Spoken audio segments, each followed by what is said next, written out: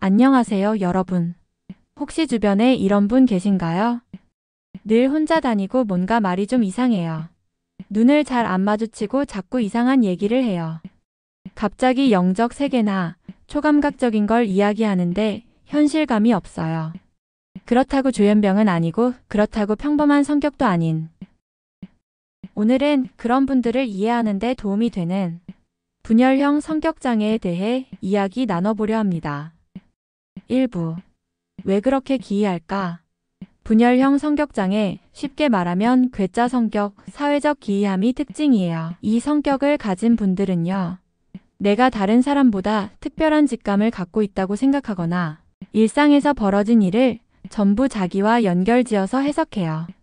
예를 들면 오늘 하늘이 붉은 건 나에게 메시지가 있는 거야. 말투도 뭔가 어눌하거나 주제가 튀는 경우가 많아요. 대인관계에서는 불편감이 크고 가까워질수록 더 불안해하죠. 중요한 건 이 사람들은 현실과 완전히 단절된 건 아니에요. 그러니까 망상은 아니지만 일반 사람들과는 다른 방식으로 세상을 바라보는 거예요. 2부.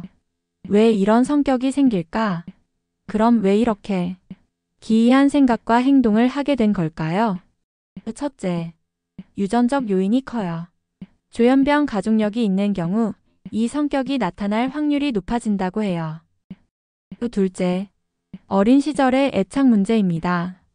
부모가 감정적으로 무관심하거나 지나치게 특이하고 일관되지 않은 태도를 보였다면 아이도 사람은 믿을 수 없다는 경험을 쌓게 돼요.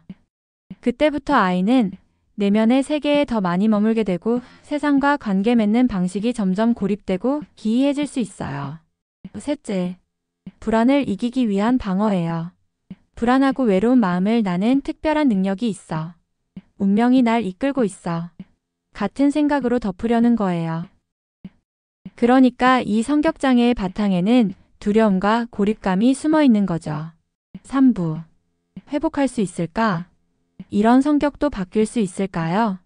네, 가능해요. 다만 시간과 인내가 필요합니다. 첫 번째, 인지행동 치료가 도움이 돼요. 왜곡된 생각. 예를 들어 누가 나를 따라다니고 있어. 같은 믿음에 대해 그럴 만한 증거가 있나?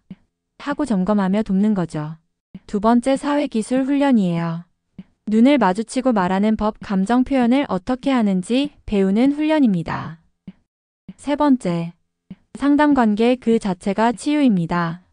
상담자는 이상한 말에 놀라거나 판단하지 않고 그 사람의 방식대로 천천히 마음의 문을 여는 걸 기다려줘야 해요. 신뢰가 생기면 그 기이했던 생각이나 말들이 점점 현실에 닿기 시작해요. 마무리. 신앙적 적용. 예수님은 세상에서 소외된 사람들과 함께 하셨어요. 병든 자, 이상하게 여겨졌던 사람들, 말이 통하지 않던 사람들과도 기꺼이 대화하고 식사하셨어요.